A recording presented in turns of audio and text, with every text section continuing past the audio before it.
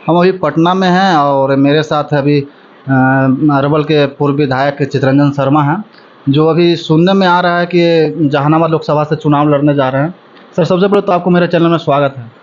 जी धन्यवाद। आप चुनाव सुन रहे हैं कि लोकसभा में जहानाबाद से लड़ने जा रहे हैं? ना, ऐसा तो कोई बात है नहीं। चुनाव अभी पार्टी जहानाबाद लड़ेगी कि नहीं लड़ेगी यही पता नहीं है किसी को। अगर आपको टिकट मिला जाए तो किस पार्टी से लड़िएगा?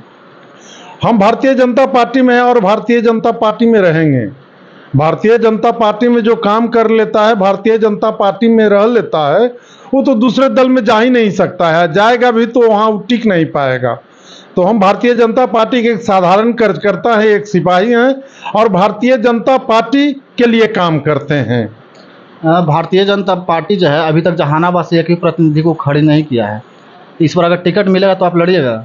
देखिए, पहले हमारी लड़ाई हम लड़ रहे हैं कि जहानाबाद में भारतीय जनता पार्टी चुनाव लड़े।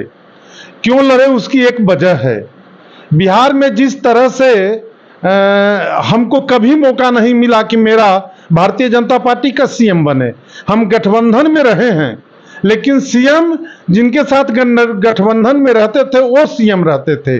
नीतीश कुमार जी सीएम रहते थे। भारतीय जनता पार्टी का कोई सीएम आज तक नहीं बना है और नहीं बनने का नतीजा है कि जितना हम विकास कर, जैसे उत्तर प्रदेश में आप देख लीजिए, उत्तराखंड में आप देख लीजिए, मध्य प्रदेश में देख लीजिए, आप आसाम में जाके अभी देखिए, हमारी सरकार दूसरा टर्म चल रही है। तो जितना हम करना चाहते हैं वहाँ चाह के भी बिहार में हम नहीं कर पाए, जो अदर स्टेट में मैंने किया है। तो हम लोग चाहते हैं कि बिहार में भी एक बार भारतीय जनता पार्टी की सरकार बने। उसी तरह से जहानाबाद में भी हम लोगों ने लगातार गठबंधन के उम्मीदवार को, माने में जिनके साथ हम चुनाव लड़ते हैं उनका ही प्रत्याशी आज तक लड़ते आए हैं।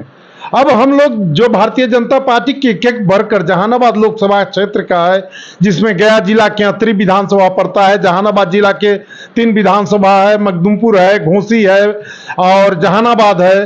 अरवल जिला के 2 हुआ, अरवल और कुर्था विधानसभा क्षेत्र पड़ता है। सभी जगह के कार्यकर्ता की एक ही मंशा है कि एक बार जहानाबाद में भारतीय जनता पार्टी को नेतृत्व करने का मौका मिले। इसलिए मौका मिले कि जहानाबाद जो विकास से वंचित रह गया है, उस विकास को फिर जमीन पर ला करके और दुनिया को दिखाएं कि जहानाबाद बहुत माने कर्मठ भूमि है और काम करने वाला जगह है।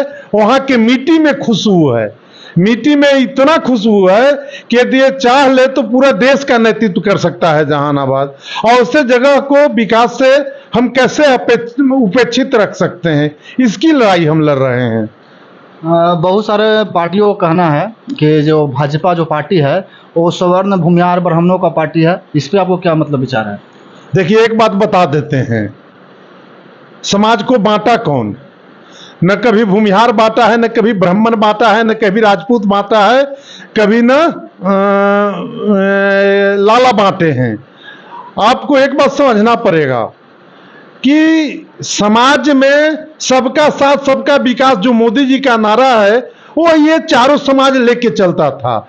और इसलिए वो लोग कहते हैं कि उन लोग को विकास से कोई मतलब नहीं है, जात के राजनीति करते हैं। अच्छा, एक बात बताइए, लालू यादव लगातार रहे मुख्यमंत्री बिहार के, उनके बाद उनकी पत्नी रही, उसके बाद उनके बेटा अब आज के समय में डिप्टी सीएम है। कहे नहीं दूसरा यादव को बना देते, तब तो हम जानते कि दूसरे यादव को बड़ा उनको चिंता है, जो ब्लेम लाते हैं भारतीय जनता पार्टी पर। क्यों भाई? भारतीय जनता पार्टी में तो आज सम्राट चौधरी अध्यक्ष हैं। सम्राट चौधरी के पहले संजय जायसवाल थे, संजय जायसवाल के पहले नित्यानंद राय भी थे। हम तो यादव को भी बनाए हैं। ऐसा थोड़े है कि जो भूमिहार ही अध्यक्ष लगातार और ब्राह्मण और लाला रहे हैं। अगर भारतीय जनता पार्टी आपको मौका दे तो आप लड़िएगा?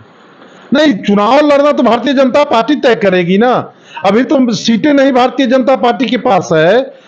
अभी गठबंधन में क्या तय होती है, हम लोग चाहते हैं कि भारतीय जनता पार्टी लड़े और जो पार्टी का निर्णय हो गया। हम तो एक सिपाही हैं, हमारा तो एक मंडल का अध्यक्ष भी चुनाव लड़ने की काबिलियत रखता है। यदि जिसको टिकट मिलेगा वो लड़ेगा और चुनाव जीतेगा वहां से। अच्छा, हाल ही में जातीय जनगणना आया था, इससे आप खुश हैं या ना खुश हैं? देखिए, एक बात बता देते हैं, जिनको जो करना है करें। जातीय जनगणना इसलिए कराया गया है कि बिहार में बैकवर्ड, फॉरवर्ड, दलित, अति पिछड़ा, इस सब की लड़ाई करवावें। लेकिन अब बिहार के जो सभी समाज के, दलित के भी बच्चे भी हों जो पढ़े लिखे हैं और अति पिछड़ा के भी बच्चे पढ़े लिखे हैं, तो असवर्ण के भी बच्चे पढ़े लिखे हैं। अब पढ़े लिखे बच्चे कभी विवाद में नहीं पड़ेंगे, कभी अगरा पिछड़ा की लड़ाई लड़ने वाले नहीं है। अब समाज एकत्रित हो गई है और खास करके नरेंद्र भाई मोदी के नेतृत्व में सभी वर्ग, सभी जाति, सभी धर्म के लोग जुड़ रहे हैं और जुड़ करके देश को आगे ले जाना चाहते हैं। जैसे कि देख रहे थे, मेरे साथ चित्ररंजन शर्मा थे जो अरवल के पूर्व विधायक थे और बहुत सारा जातीय जनगणना पर और भारतीय जनता पर बहुत कुछ बोले हैं। और कैसा इनका प्रतिक्रिया रहा है आप कमेंट बॉक्स में लिखिएगा। और फेसबुक पे देख रहे हैं तो फॉलो कीजिएगा और यूट्यूब पे देख रहे हैं तो आप सब्सक्राइब कीजिएगा। धन्यवाद, जय हिंद।